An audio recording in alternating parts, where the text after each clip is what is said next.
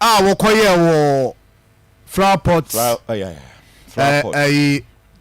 interchange no ase ho na enura na make say before that eda wo mo air commission no ono aka so on pe container any kiosk be around on pe container any kiosk be utwema na container utwema na kiosk ni ade there be on penisa na busia maame ba ko a enra ebe ne kra before se ebe pon no ena minya that video a ono wasihye na yi wasihye ne kube ose ho na no odi ni ho na odi ni dwanti but aya you see around it minim ba bia obi be fa ewura makote but a very secured area for her o share be serusi atrase no a obi am ha na dwe wu twema ba bia nam bia bo se kube o because o say a is spacious nti yes kube na uremu na akoto hono nana ai so be ekwan de kwan da ho abetim de ewuram an de kwan ho abetim de ewuram na echere mu say Titus Glover ni bo fu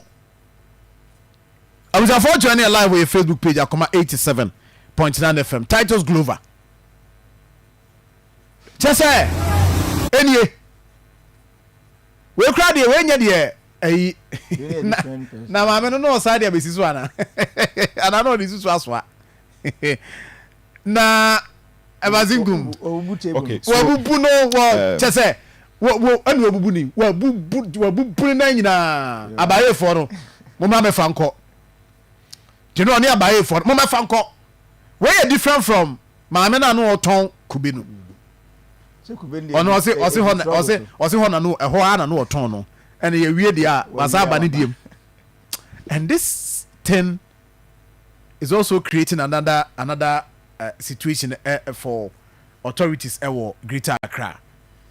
abazingum sejonim mami yetini the Titus Glover ye no ne kwan so ano no nemum unse ewo se ye construction enimo bebre wo ho a ewo se ye de ka ho sejon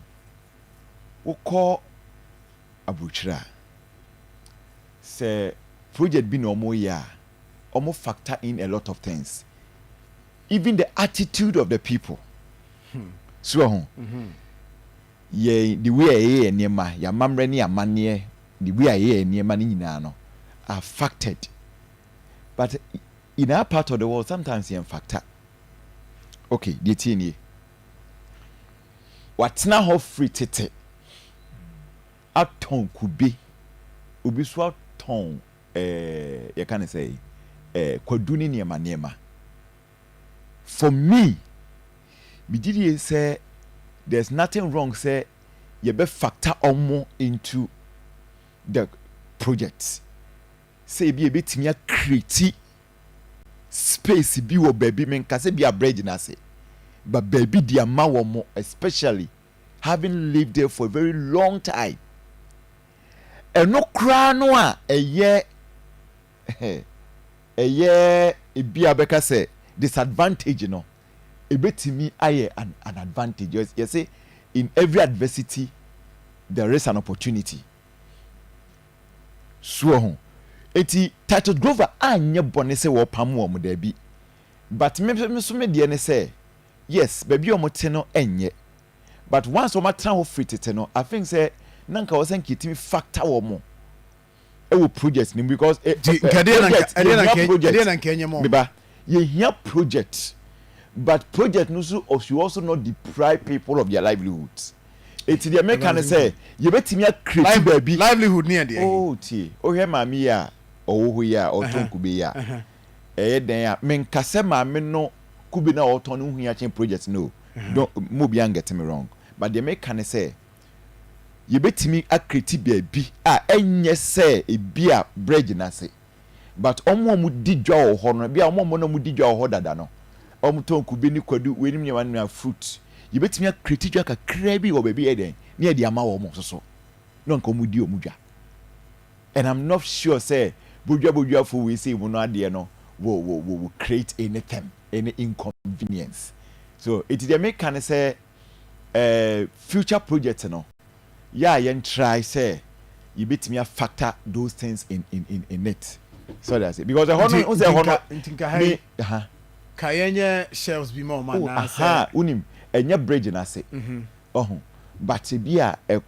kwan ho ba bi a space da ba bi no na nka criticize dey na e dey amom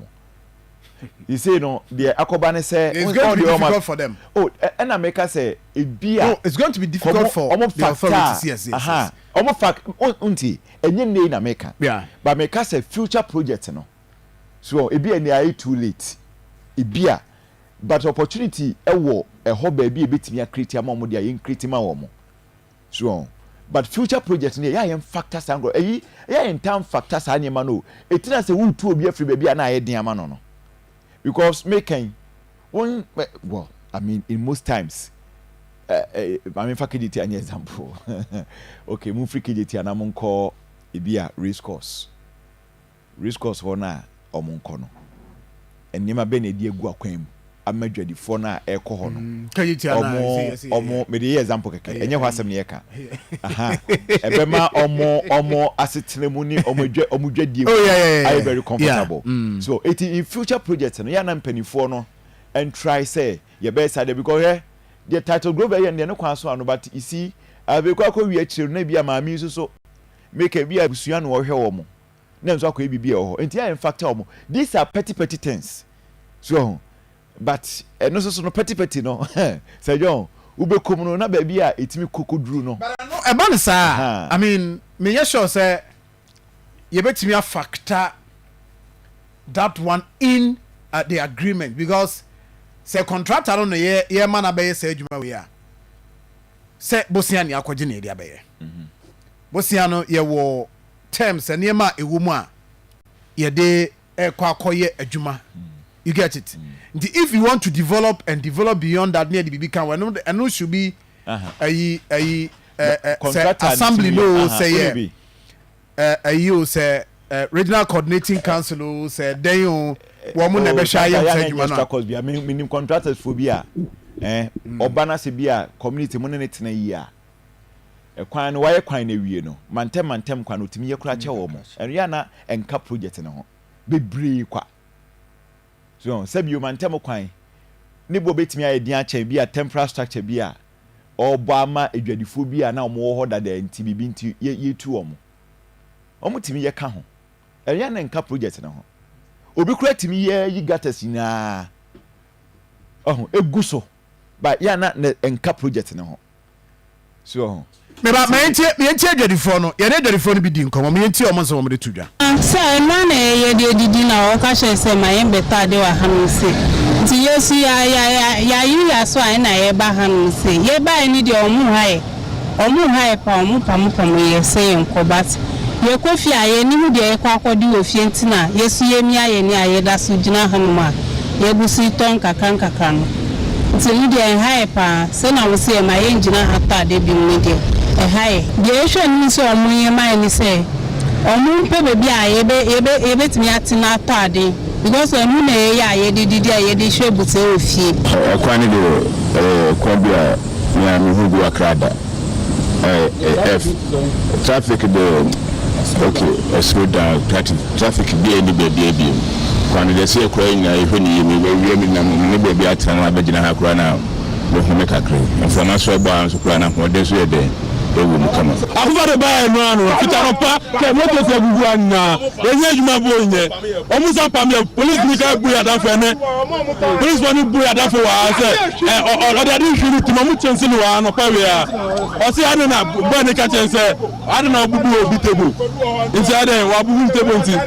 ekwan de wa ye kwan no ekwan de wa ye kwan ba nye wenwie ubu topo uko baby a o mega se fa wenwie but at least yeah bus stop by na ya go bus stop e ba nsa na cars so ba kan ho wa o ta se eso my baby na market women so eso my baby na mo ye de mo tun ton ade no tenifo na mo ton ade at least wo be ya ade wo ho pra wobetumi ama omo instruction bi say fathers be two aya mo ye haye aha betumi aye neat say de be ya amafo beton ade wo ho sa ne ma ni na omo ambeye omo aban ndura say omo bebie kwa omo apam obi a adenti na kan say nyesa ani ko sam profo we ni na eto abama omo asa na ma ye de omo anya omo we a position omo pe o say omo ni na omo hwe sa ade we ni na ma ama be ye kwa we amafo wa ha wa push omo ko one side ese obi anya de entina wa ye kwa fa honum ye nyina ye livia sunjo wa ha ba ku for the bible starting the project no obia skata obia hu be bia obegina enti sa na mani na politician for mu yede omu hwemu na mai kakra na america no say wo aduane fo no ma pam wo no omo ka mutum ntomo aduane no mo fo na be didi wa ase bank of na sampa mo mu say bank of government no fa free no fa onye market mai omo fa bank of government no ko ekwa na ma ye kra nso to so beta ya ase yenya be bi kra njina wa ase nkofo na mu ye omo to ade okwan na obi anya be bi kra nton ade bi isi a ye pensu obi bi a je se mo no sentiment to bosu ekwa mu bi de o ma ya de pa o ma ya de because the passengers no fee in where baha because of traffic limit and this time kwa me mahampu me dru on ma na madam because traffic na no odin eba ni sa na road down wo na adani akasakasa bebre ba o mu bi onu nti bibi afuru kama okwa na wo ba nti e do mu na ba pepe and ya my movement we shall akos smooth first we are equal 6 by this time an karu na mu baby akrai by see a movement na fine to e do mass bebre. Right, so that is reactions from Adwadi from wo ebi mu epe ebi mu mpe ebi mu say na ebi mu say na say ni nyina akɔwi a ye pese ɔman ne kɔ nanim nti no sɛ ye tu sɛ pɛ baabi fa si ye do kɔ ha si ye den o say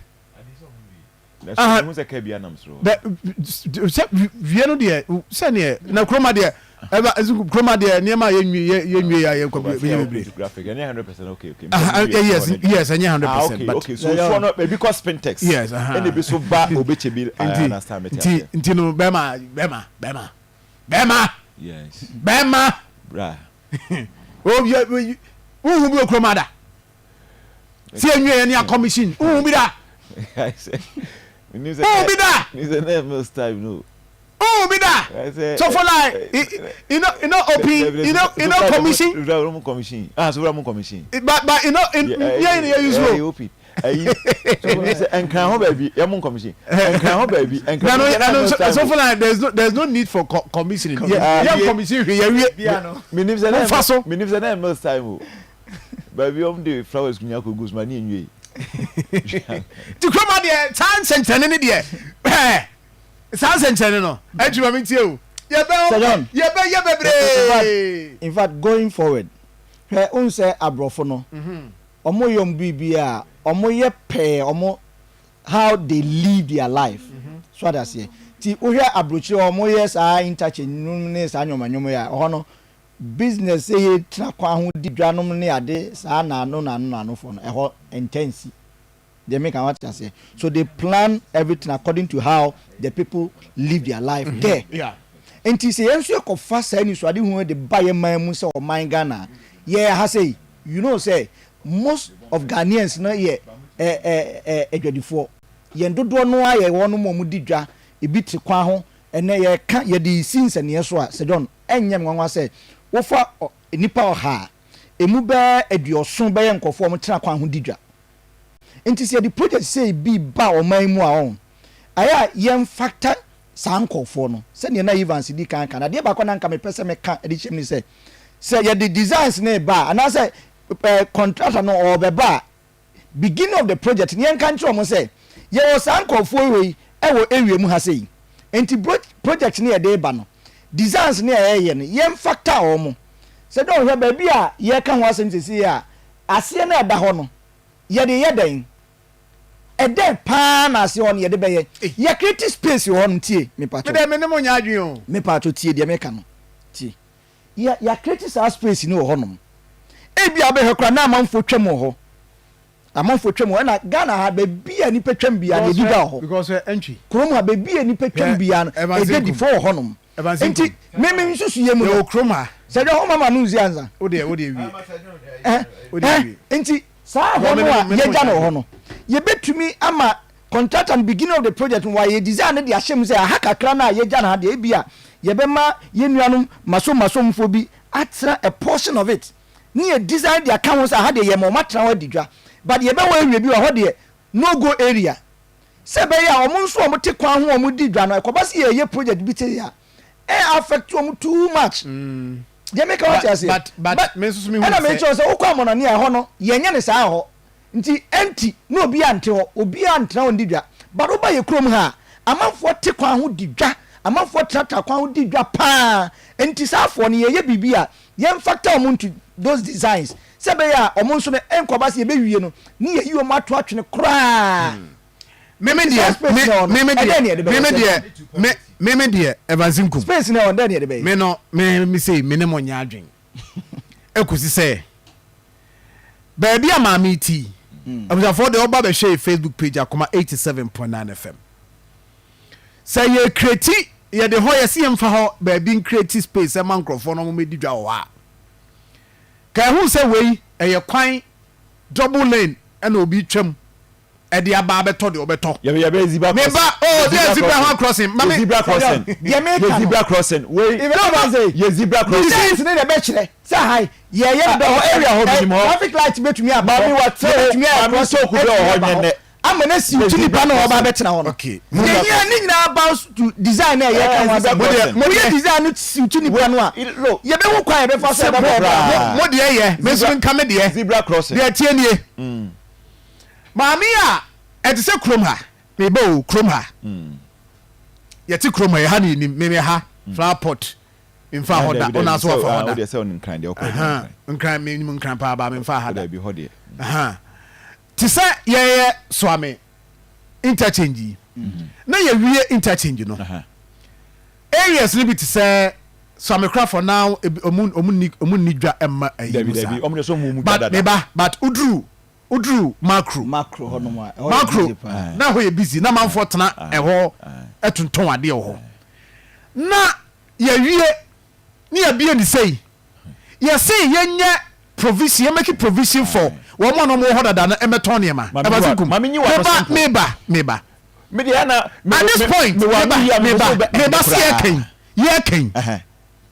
ya yeso am kropo market enkrofo ko ho thank you meba thank you ya yeso am kropo market thank you okokoduru ha obi ase asomasi amantimi so mema thank you adumanu market ho say asomasi mantini ya bie eda ho thank you one na no promo ka piak for omo kwaso de omo kohwe ye kan ayi de munyan develop thank you kronom de munyan develop but say you develop chrono market to a level but even that you develop markets ni bi wa ha yanko ho enti ade no obai wono so ye kan area ho no obekom ne asi market e wa market bi eni wa menyi wa no tina meka se mema wa no nsi no unnim nkran me ba tie tobo de tie ne se sa area ho no se ne wo ka no unnim nkran abana be ko ho de onim ho o ya de ho de onim ho pa unim ho pa abazukum tie abote unim anya hwe de meka ne se sa area ho no satellite market bi eni ho spinters ho flower pot ho e connect eye motorway in fact say o call from eye obechebi ramte ho ana say Accra Mall right on your right e call airport hills akwa akusi cantonment uko straighter uko spintex sakumono uko left sesia uko akusi motorway akotrazako area na airport so area a hospital market bi ani ho but there wo ho I think is it game one of those multinational malls ni bi wo on your right and okra no airport hills kwan so no akwa akusi airport any cantonment ni kra Mr. Nkran the satellite baby abenya satellite market either Spintex or Sakumono it's the whole area there which is about 7 or so kilometers or 10 kilometers away from maybe a man one. It's not make us say a hundred years. My share the area view of the project. A 100 year committee me create a one and I won't. me come there me so dey omo do oboka so hwan na eti ehon no dey committee me criticize small and omo omo tonton ne ma wo no eye kube ni mo ne those workers omo to car wipers ne sa sa omo mjeja traffic mo no high crowd there omo na omo wo ho eti na make say ma me ne dey kibi committee ama no bit man exceptional man no now so there's some level of exception ba kono dey no so na ye you na ye banana na ye kwadu ehonye crop o dey me ba ti ehonye spinches so ho eti ometimi ama no some exception bi so me a create e be a small e bi dia man because look ehon say kube ma me kube ye nya duru ha sometimes bi wo ha na eto bi no so it bit me create some small aska form nam area ho no bebre na to kube ni bi no it bet me create small we say be the idea e dey ama wo mo no so aye dey omdua kaka bi wo ho that's what I'm saying but is it like ankian factor but is it too late it me dey mess rempany for say wo ho na so metimi aya no my yam because the next market also omko this say omeba kwan ho no ma beton ade which is not good it dey baby at say omko Akoma no and spintex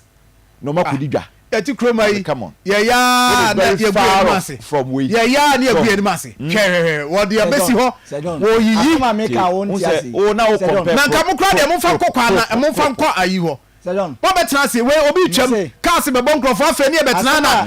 munya ayi munya wo ayi fly over bi munya wo ayi wo ku ebi ma ayi na mo ya wie project no si enwie kra ka masa de tienie ye be pam mu nyina afiri ho ne de omko kropo ma bazingu obone live senia na de yesi pepepe yenso ye okwan ye fa so ye boy ya brabo e wo Ghana ha ye okwan ye fa so ye tenase e wo ya brabo mu e wo Ghana ha nti ye bibi a ye nhwe pe senia ye live tie ni ahyehye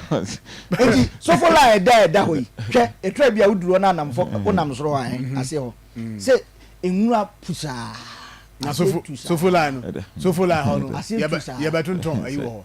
e fa bi wo ha se don ye betumi dia ye bibi amana asinti nkofo bi o ye ntumi nya ne sa e bazin be diabolic your concrete